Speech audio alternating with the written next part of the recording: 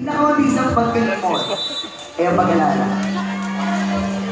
Kaya hinayaan ko lahat ng aking alaala hanggang sa ito ay magsawa. Dahil ang aking mga alaala ay napuno na ng mga akala.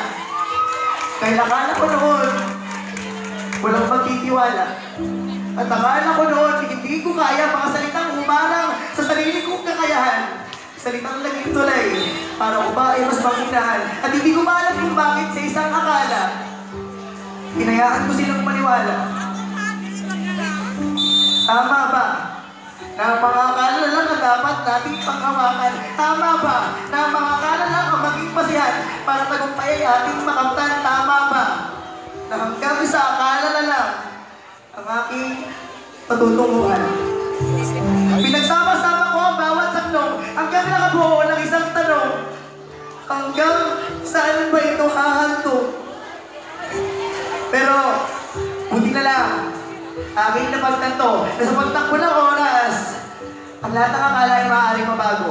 Ang lahat ng akala ay hindi na ba opinion ko lang at ng ibang tao at hindi ko akalain ang dahil sa isang akala.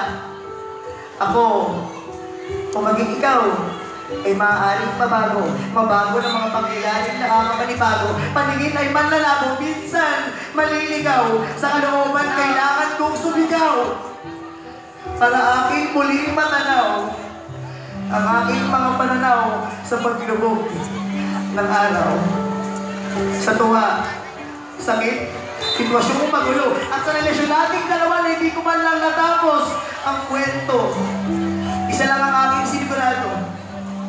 Isa lang ang aking sinigurado na ako ay dapat matuto. Matuto sa paggamit ng sarili kong talento.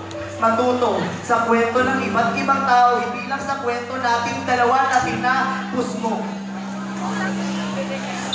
Dahil alam ko, sa bawat pagkatuto, magiging malaya ang ating pagbabago. Matuto sa bawat pagkatalo na parang pagbitaw mo sa mga matatamis mong pangako. Matuto sa mga sitwasyong aking ginusto kahit alam kong may dulo.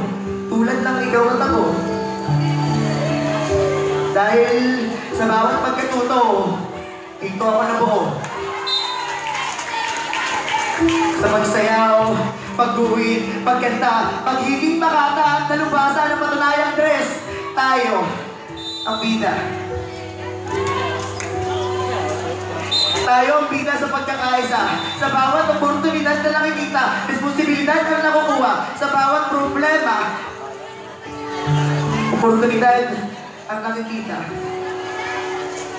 Nasanay sa panahon, pinag-ibay ng sitwasyon tayo, ang bagong henerasyon, pinulma sa edukasyon, kayang bumuo ng mga desisyon na maaaring makatulong sa problema ng kalikasan, tulad ng polusyon. Tayo ang bida sa modernisasyon dahil kaya nating makita ang solusyon gamit ang mga inobasyon. Tayo ang natatanging solusyon. Kaya, balikan na natin ang simula ng aking tula. Balikan na natin ng tiwala ang bawat akala. Dahil alam ko na kaya ng bawat bata hanggat may nagtitiwala at hindi kami matatakot kung hindi nyo kami babaon sa limot.